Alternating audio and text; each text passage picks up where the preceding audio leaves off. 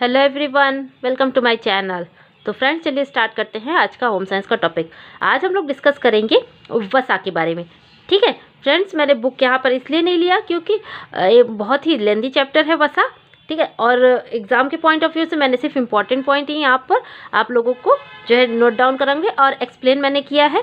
ठीक है, I think आप लोगों को इस तरीके से चीज़ें पसंद आएंगी। तो चलिए स्टार्ट करते हैं। तो देखिए वसा देखिए वसा क्या होता है। देखिए पचने के बाद किस में बदल जाता है, तो ग्लिसरॉल और वसीय अम्ल में। जिस तरीके से प्रोटीन जो है टूटने के बाद या पाचन के बाद किस में बदलता है, तो अमीनो अम्ल में बदलता है। ग्लूकोज किस में बदलता है, कार्बोहाइड्रेट किस में बदलता है, कार्बोज, तो ग्लूकोज।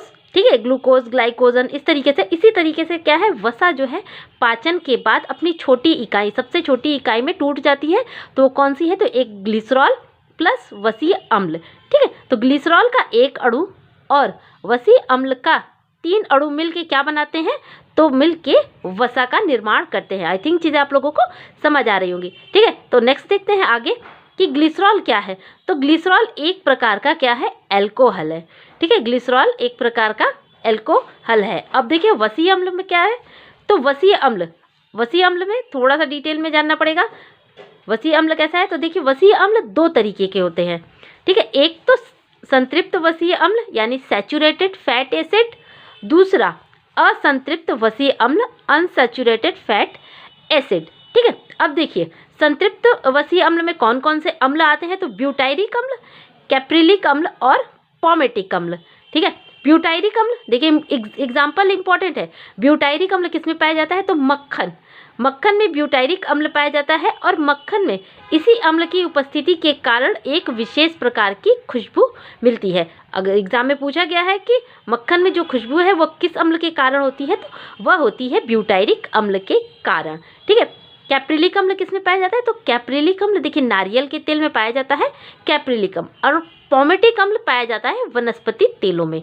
ठीक है, तो ये चीज़ें समझ में आ गई कि सैचुरेटेड फैट एसिड किस में पाया जाता है। अब इधर देखते हैं अनसैचुरेटेड फैट एसिड यानी असंतृप्त वसीय अम्ल। तो जो असंतृप्त वसीय अम्ल है यह भी 2 भागों में विभाजित है। कौन कौन से, तो मोनो असंतृप्त वसीय अम्ल जिसे कि हम लोग मूफा कहते हैं। ठीक है, मूफा कभी कभी पूछ लेता है, इसलिए मैंने यहाँ बताया कि मोनो असंतृप्त वसीय अम्ल जिसे कि मूफा कहते हैं, और दूसरा है पॉली असंतृप्त वसीय अम्ल जिसे कि पूफा कहते हैं। ठीक है, अब देखिए मोनो असंतृप्त वसीय अम्ल में कौन कौन से अम्ल पाए जाते हैं, तो ओलिक अम्ल और पॉल्मिटोलिक अम्ल, और पूफा यानी पॉली असंतृप्त वसीय अम्ल में कौन कौन से अम्ल पाए जाते हैं, तो लिनोलिक अम्ल और इलिस्टियोरिक अम्ल। ठीक है, और ये जो है ये चारों क्या है, ये सब आवश्यक वसीय अम्ल के अंतर्गत भी आते हैं। ये पॉइंट आप लोग ध्यान रखिएगा। चलिए अब आगे बढ़ते हैं और इसके कार्य देखते हैं। चलिए फ्रेंड्स आगे बढ़ते हैं। आई थिंक कॉन्सेप्ट आप लोगों को वसा का समझ में आ गया। अगर समझ में आ गया है तो प्लीज़ वीडियो को फटाफट से लाइक, शेयर और सब्सक्राइब करना बिल्कुल मत भूलिएगा। चलिए आगे बढ़ते हैं और देखते हैं वसा के कौन कौन से काम होते हैं। तो सबसे पहला देखिए एनर्जी प्रदान करना यानी कि ऊर्जा प्रदान करना। वसा से काफ़ी मात्रा में ऊर्जा मिलती है, या इस प्रकार से भी हम लोग कह सकते हैं कि वसा से सबसे ज़्यादा ऊर्जा हमें वसा से मिलती है। प्रायः 1 ग्राम वसा से हमें कितने कैलोरी ऊर्जा मिलती है, तो 9 कैलोरी ऊर्जा मिलती है। साथ ही साथ यहाँ पर पॉइंट ये भी ध्यान दीजिएगा कि कार्बोज से मिलने वाली वसा कितना होता है, तो हमें 1 ग्राम कार्बोज से 4 कैलोरी ऊर्जा मिलती है, और 1 ग्राम प्रोटीन से भी हमें 4 कैलोरी ऊर्जा मिलती है। इतना पॉइंट क्लियर हो गया। एक पॉइंट और क्लियर कर लीजिए कि वसा से सर्वाधिक ऊर्जा तो हमें मिलती है, लेकिन सबसे जल्दी यानी क्विक एनर्जी हमें किससे मिलती है, तो क्विक एनर्जी हमें मिलती है कार्बोज से। ठीक है, बात समझ में आ रही है। सर्वाधिक ऊर्जा मिलती तो है वसा से, लेकिन क्विक एनर्जी अगर हमें जल्दी एनर्जी की ज़रूरत हो तो वो किससे मिलेगी, तो वो मिलेगी कार्बोज से। ठीक है, चलिए आगे बढ़ते हैं। ऊर्जा का संग्रह। शरीर में अतिरिक्त वसा की मात्रा वसीय ऊतकों यानी वसीय तंतुओं के रूप में त्वचा के नीचे परत के रूप में उपस्थित रहती है। यानी कि जो कार्बोज से हमें जो ऊर्जा मिलती है वो तो हमारी बॉडी यूज़ कर लेती है, लेकिन जो वसा से हमें ऊर्जा मिलती है यूज़ होने के बाद वो क्या हो जाती है, वह संग्रह हो जाती है हमारी स्किन पे। ठीक है, हमारी स्किन में एक परत के रूप में यह संग्रह हो जाती है। आवश्यकता के समय यही संचित वसा या यही संचित ऊर्जा जो है हमें काम में आती है। ठीक है। जब ऊर्जा की आवश्यकता नहीं होती है तो यह वसा वसीय तंतुओं में और भी जमा होती रहती है, जिसके कारण व्यक्ति क्या हो जाता है, मोटा हो जाता है। ठीक है, इसीलिए फैटी चीज़ें अगर खा रहे हैं तो फिजिकल वर्क भी उतना ही करें, जिससे कि क्या एक्स्ट्रा जो फैट है वो हमारी बॉडी से निकलता रहे। अगर सिर्फ हम खाएंगे फैटी चीज़ें और कुछ काम नहीं करेंगे, फिजिकल वर्क नहीं करेंगे, तो क्या होगा, वह संग्रह होगा, जिसके कारण हम लोग क्या हो जाते हैं, मोटे हो जाते हैं। बात समझ में आ रही है? चलिए आगे बढ़ते हैं। शरीर का तापक्रम नियंत्रित करना।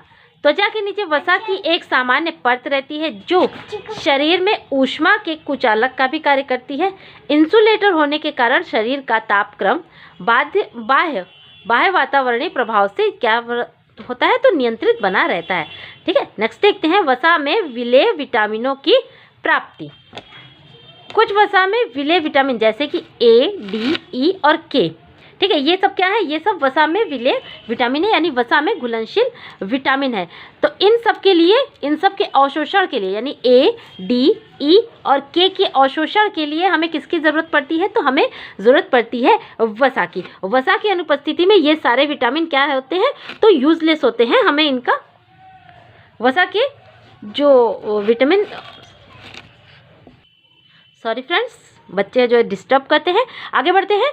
तो वसा की जो अनुपस्थिति में, वसा की अनुपस्थिति में ये सारे विटामिन क्या होते हैं, यूजलेस होते हैं, काम नहीं करते, क्योंकि ये सारे विटामिन वसा में घुलनशील होने के कारण ही हमें जो है पोषक तत्व प्रदान करते हैं। इसीलिए इन सब के पाचन, इन सब के अवशोषण के लिए वसा का जो है आवश्यक रहना आवश्यक है। आहार में वसा की मात्रा कम रहने पर ये विटामिन संचित नहीं हो पाएंगे और विभिन्न हीनताजनिक रोग जो है अपने अंकुश में ले लेंगे। यानी कि आहार में वसा की कमी होने से ये सारे विटामिनों का अवशोषण नहीं होगा, जिससे कि इनकी कमी हो जाएगी हमारी बॉडी में और हमें अनेकों रोग जो है वह अपने घेरे में ले लेंगे। चलिए आगे बढ़ते हैं। चलिए फ्रेंड्स आगे बढ़ते हैं। अधिक अवधि तक संतुष्टि प्रदान करना। जैसे हम कभी हैवी भोजन कर लेते हैं तो हमें क्या होता है, देर तक जो है वो भूख नहीं लगती। देखते हैं, वसा पाचक रसों के स्राव को धीमा करती है। पाचक रस देर से निकलेंगे तो पाचन क्रिया में भी क्या होगा, समय लगेगा। अतः भोजन पाचन अंगों में देर तक बना रहेगा, जिससे मनुष्य को भोजन की संतुष्टि अधिक समय तक महसूस होती है। यानी कि पाचन की क्रिया देर से होने के कारण जो है भूख नहीं लगती है जल्दी जल्दी, और भोजन जो है पेट में ही यानी पाचन अंगों में देर तक बना रहता है, तो भूख जल्दी नहीं लगती। ठीक है, बात समझ में आ रही है? आगे देखते हैं। प्रोटीन की बचत करना। शरीर में प्रोटीन मुख्य निर्माणक तत्व है। इंपॉर्टेंट पॉइंट है कि मुख्य निर्माणक तत्व कौन है हमारे बॉडी में, तो प्रोटीन है। यदि कार्बोहाइड्रेट द्वारा ऊर्जा की पूर्ति नहीं हो पाती है, तब प्रोटीन अपना मुख्य निर्माणी काम छोड़कर ऊर्जा उत्पादन का काम करने लगता है। प्रोटीन भी हमें क्या देता है, ऊर्जा देता है। ठीक है, ऐसी स्थिति में यदि शरीर में वसा की मात्रा उपस्थित होती है तो वसा प्रोटीन को ऊर्जा उत्पादन में प्रयुक्त होने में रोकती है। इस प्रकार प्रोटीन की क्या होती है, तो बचत होती है। तो अगर हमें सबसे ज़्यादा ऊर्जा तो मिलती है वसा से, उसके बाद कार्बोहाइड्रेट से और उसके बाद प्रोटीन से। तो जब इन दोनों तत्व, ये दोनों तत्व यानी कार्बोहाइड्रेट और वसा, ये दोनों अगर हमारे शरीर में कमी हो जाती है, तब हमें एनर्जी किससे मिलती है, तब हमें एनर्जी मिलती है प्रोटीन की। ठीक है, तो प्रोटीन की बचत करने के लिए हमें वसा की आवश्यकता पड़ती है। वसा अगर रहेगा तो प्रोटीन अपना मुख्य काम यानी शरीर के निर्माण का मुख्य काम छोड़कर हमें एनर्जी नहीं देगा। ठीक है, तो इस तरीके से प्रोटीन वसा क्या करती है, प्रोटीन की बचत करती है। यानी अगर हमें हमारे शरीर में कार्बोहाइड्रेट की कमी है तो ऊर्जा कौन देता है, तो ऊर्जा हमें हमारे बॉडी में जो संचित है वसा के रूप में जो ऊर्जा संचित रहती है, उन्हीं से हमें ऊर्जा मिलती है। नेक्स्ट देखते हैं, भोजन को स्वादिष्ट बनाना।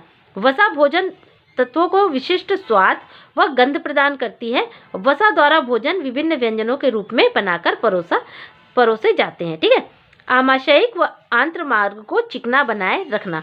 वसा क्या करती है, आमाशयिक व आंत्र मार्ग की मांसपेशियों को चिकना बनाए रखती है। ठीक है, जिससे कि वे स्मूथली कार्य कर सके। जो मांसपेशियों के संकुचन व विमोचन, तंत्रिका संवेदनाओं के संवहन, रक्तचाप नियंत्रण व गर्भधारण की क्षमता बनाए रखने में भी क्या करता है, सहायता करता है। अब देखते हैं वसा प्राप्ति के साधन। देखिए वसा तथा तेल प्राकृतिक रूप से प्राणी तथा वनस्पति दोनों जगत से प्राप्त किए जाते हैं। कुछ भोज्य पदार्थों में वसा अदृश्य रूप में उपस्थित रहती है, जैसे अनाज, दालें, आटा, सूजी, फल, सब्जियां। इनमें वसा क्या होती है, अदृश्य मात्रा में उपस्थित होती है। ठीक है, कुछ भोज्य पदार्थों जैसे दूध, घी, मक्खन, मूंगफली, दही, सोयाबीन, सरसों के बीज आदि में वसा जो है हमें वसा में उपस्थित रहती है। अंडे के पीले भाग में वसा फास्फोलिपिड के रूप में रहता है। ध्यान दीजिएगा कि अंडे के पीले भाग में वसा किस रूप में संचित रहती है, तो वसा अंडे के पीले भाग में फास्फोलिपिड के रूप में संचित रहती है। ये इंपॉर्टेंट पॉइंट है, इसीलिए मैंने इसको डिस्कस किया है। अब आगे देखते हैं। चलिए फ्रेंड्स, अब देखते हैं वसा की अधिकता के कौन कौन से दुष्प्रभाव होते हैं। तो सबसे पहला है मोटापा बढ़ना। ठीक है, आवश्यकता से अधिक वसा युक्त भोजन के सेवन से अधिक मात्रा में एडिपोज, ध्यान दीजिए, एडिपोज तंतु बनने लगते हैं, जिससे त्वचा के नीचे फेफड़े, हृदय, वृषक, यकृत आदि अन्य कोमल अंगों तथा शरीर के अन्य स्थानों पर वसा की क्या होती है, परत जमा होने लगती है। मैंने भी बताया ना, वसा जो है हमारे बॉडी में संचित होने लगती है अगर हम लोग फिजिकल वर्क कम करते हैं या नहीं के बराबर करते हैं। ठीक है, वसा की परत जमने से मोटापा बढ़ता है। मोटापे से कई अन्य रोग जैसे कि मधुमेह, उच्च रक्तचाप, हृदय रोग आदि क्या हो जाते हैं, आदि सारे बहुत सारे रोग जो है वह मोटापे से हो जाते हैं। इसीलिए कभी आप लोगों ने ध्यान दिया होगा, कभी जो मजदूर होते हैं या फिजिकल वर्क, रिक्शा वाले जो भी फिजिकल वर्क करते हैं, उन्हें कभी शुगर की बीमारी नहीं होती है। ठीक है, क्यों नहीं होती? क्योंकि वो उनके अंदर जो संचित एनर्जी रहती है वो निकलती जाती है, जिससे कि इंसुलिन पर अत्यधिक दबाव नहीं पड़ता है। ठीक है, बात समझ में आ रही है? चलिए आगे देखते हैं। मधुमेह हो जाना कैसे? तो देखिए, वसा तथा कार्बोज के अधिक सेवन से अत्यधिक मात्रा में ग्लूकोज का निर्माण क्या होने लगता है। ठीक है, ग्लूकोज का निर्माण यानी जब हम लोग कार्बोज का सेवन करेंगे तो वो अपनी इकाई में टूटने लगेगी बार बार। ठीक है, टूट के ग्लूकोज में बदल जाएगी, तो ग्लूकोज का निर्माण होने लगेगा। तो रक्त में सीमित मात्रा तक ही ग्लूकोज संचय रह सकते हैं। ठीक है, तो हमारी बॉडी में कितने सीमित मात्रा तक ही तो जो है वो ग्लूकोज की कमी का जो है पूरा हो सकता है। उससे ज़्यादा करेंगे तो क्या होगा, हमें नुकसान करेगा। तो शेष ग्लूकोज यानी जो ग्लूकोज बच जाता है, ठीक है, ध्यान से समझिएगा, जो ग्लूकोज बच जाता है बॉडी में यूज करने के बाद, तो वो ग्लाइकोजन में बदल जाता है। ग्लाइकोजन में बदलकर यकृत तथा मांसपेशियों में क्या होने लगता है, तो वो इकट्ठा होने लगता है, संग्रहित होने लगता है। इंसुलिन की कम मात्रा में बनने से, यानी इंसुलिन की उपस्थिति में ही तो ग्लूकोज जो है ग्लाइकोजन में बदलता है। तो इंसुलिन की कम मात्रा बनने से ग्लूकोज ग्लाइकोजन में नहीं बदल पाता, यानी कि जो मशीन है उस पर अधिक दबाव डालेंगे तो क्या होगा, वो धीरे धीरे खराब होने लगेगी। बात समझ में आ रही है? तो इंसुलिन के कम मात्रा में बनने से ग्लूकोज ग्लाइकोजन में नहीं बदल पाता है, जिससे ग्लूकोज जो है मूत्र के साथ मिलकर मूत्र मार्ग से निष्कासित होने लगता है। इसी को क्या कहते हैं, इसी को मधुमेह रोग कहते हैं। ठीक है, बात समझ में आ रही है? अगर चीज़ें समझ में आ रही है तो प्लीज़ फटाफट से वीडियो को लाइक कर दीजिए, शेयर कर दीजिए और सब्सक्राइब कर लीजिए। आगे देखते हैं हृदय संबंधी रोग। वसा की अधिकता से रक्त में कोलेस्ट्रॉल की भी मात्रा बढ़ जाती है। ठीक है, एक तो हो गया मधुमेह रोग हो जाना, दूसरा है वसा की अधिकता से रक्त में कोलेस्ट्रॉल की मात्रा बढ़ जाती है।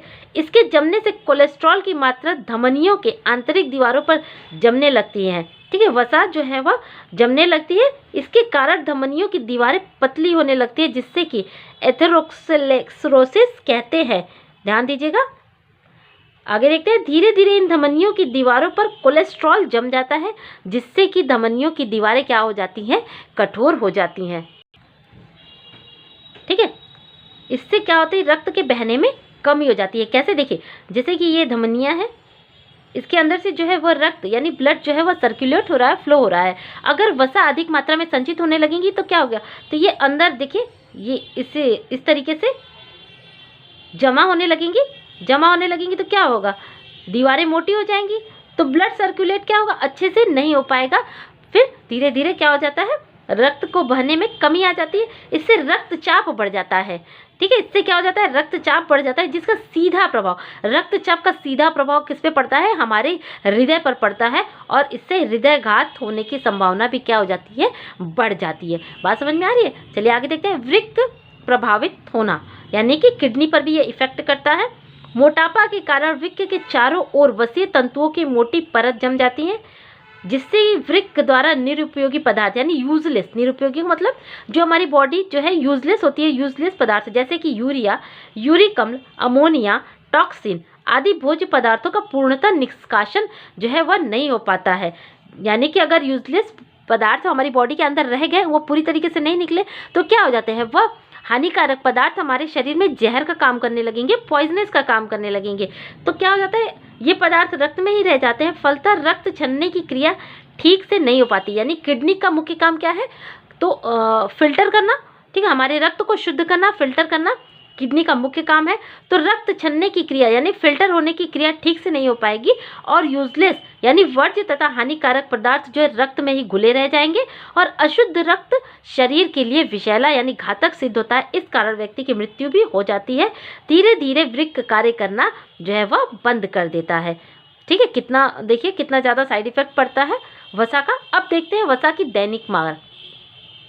दैनिक मांग कितनी है वसा की हमारी बॉडी में, तो शरीर में वसा पदार्थ के समस्त कार्य सुचारू रूप से पूर्ण होने के लिए भोजन द्वारा अच्छी मात्रा में वसीय अम्ल शरीर को प्राप्त होने चाहिए। इस उद्देश्य की पूर्ति के लिए भोजन में कुल जो स्निग्ध पदार्थों का 50% स्निग्ध पदार्थ वनस्पति तेलों द्वारा लिया जाना चाहिए।